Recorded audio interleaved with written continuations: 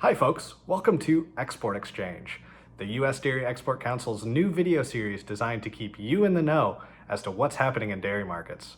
I'm William Laux, and for this episode, I'm going to focus on supply and demand here in the United States before I turn it over to my colleague, Al Levitt, to discuss what's happening in whey markets and really go in depth there, as well as provide some key takeaways for you and your business. Let's get right into it.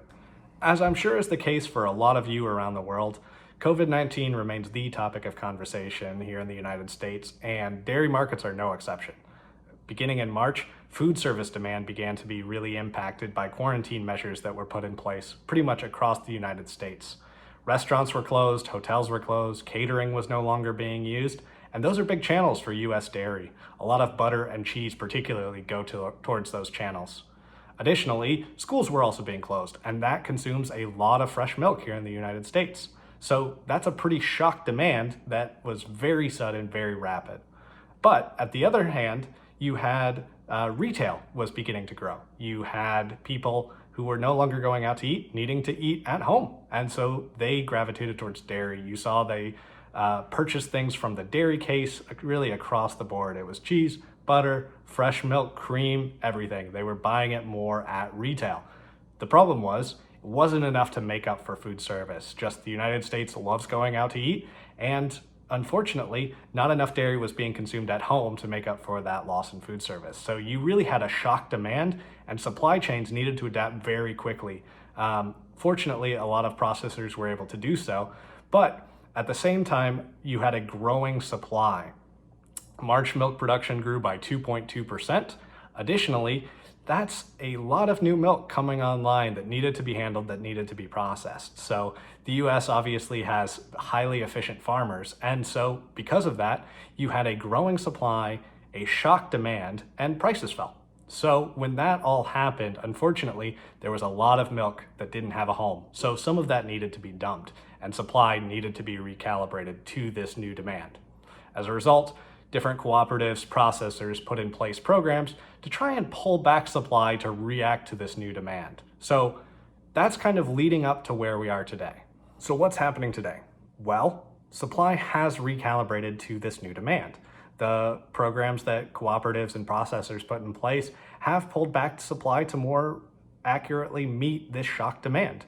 It's not to say that the US doesn't have product available or that markets are tight, but it does mean that we're no longer accumulating large stockpiles, but the US still has plenty of product available for export. On top of that, you are starting to see demand recover here in the United States. With states reopening, restaurants are starting to come back. We are hearing that food service pipeline is slowly being refilled. That's really good news. And then on top of that, the US government has instituted programs to ensure that the most vulnerable here in the United States receive food, especially dairy. And so that's instituted several product purchases and donations to food banks. So that's helping lift up demand too.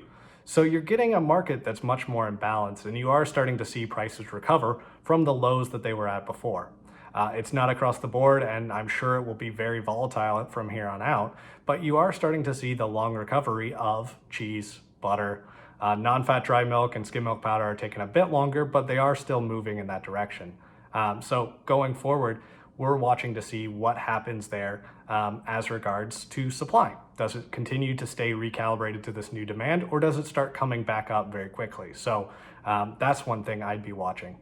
Additionally, the US is still committed to exports. Despite all of this happening, US exports have continued to grow. US exports in March were up 3% in volume and 10% in value. That's good. The United States will continue to be a reliable source for your products. So that's kind of a broad overview of what's happening here in the US market. But let's turn to Al Levitt to go more in depth into one of the products I didn't touch on. That's whey. Well, thanks, Will. I want to talk about the whey market today. The United States is the world's largest single-country whey producer and the largest exporter, so a lot of the world relies on our whey proteins from food to feed. And while there's market disruption in just about all the other categories, the dry whey market has actually remained remarkably firm. The whey market increased at the start of the year and has just held steady since early March. So we're looking at the highest prices in just about a year. Now, this might have seemed unexpected, particularly in light of weaker markets elsewhere. But there are a number of good reasons for what's going on here. First, because of the dramatic fall off in food service cheese demand that William talked about, cheese plants in the US pulled back on production. And when plants produce less cheese, they produce less whey. So we saw dry whey stocks at the end of March were down 13% from last year. Right now, they're the lowest they've been for this time of year in 5 years. At the same time, whey demand, both domestically and for export, has been very good. A lot of whey is used for snacks and dry mixes and blends. And during the lockdown, here in the US at least, people are snacking more and they're eating more prepared foods. Meanwhile, overseas demand is better too.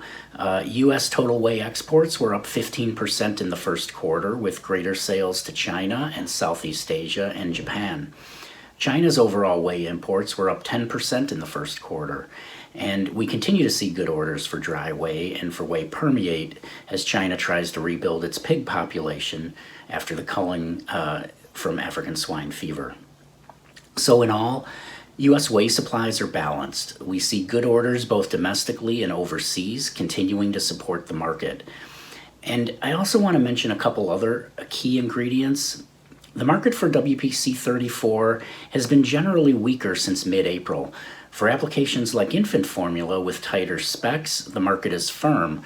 But in applications where SMP can be used instead of whey protein concentrate, end users are switching, and that's creating some excess WPC in the market. Now, in contrast, the lactose market has been firm. Demand for use in infant formula and for skim milk powder standardization has been strong, and demand for use in animal feed in China and Southeast Asia also has been good. So, summarizing what we talked about today, the loss of food service demand caused a very quick realignment of the U.S. dairy supply chain and caused widespread disruption in getting milk from farm to fork. More recently, though, dairy farmers cut back on milk production and restaurants have begun to gradually reopen across the U.S. And maybe most importantly, the U.S. government announced programs to buy dairy products for food donations. So these factors have tightened the market. And meanwhile, all along, the whey market has remained balanced. So thank you for tuning in, and we'll see you next month on US DEX Export Exchange.